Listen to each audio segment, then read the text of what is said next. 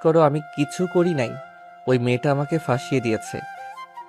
ওঠে, কান্না বন্ধ কর।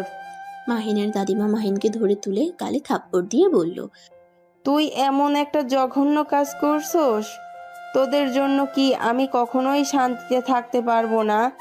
আর ওই মেয়ে তোকে ফাঁসিয়েছে। একটা মেয়ে কেন নিজের সম্মান নষ্ট করবে, হ্যাঁ? আমি কোনো কথা শুনতে চাই না তোর।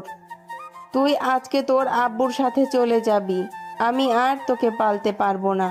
দাদিমা প্লিজ বিশ্বাস করো, আমি সত্যি কিছু করি নাই। আমাকে ওই মেয়েটা ইচ্ছে করে ফাঁসিয়ে দিয়েছে। উফ, এক কথা বারবার বলবি না।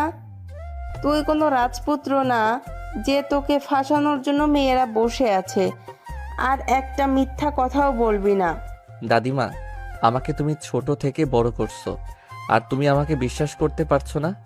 ওকে, ভালো হয়েছে, আমি সব করছি।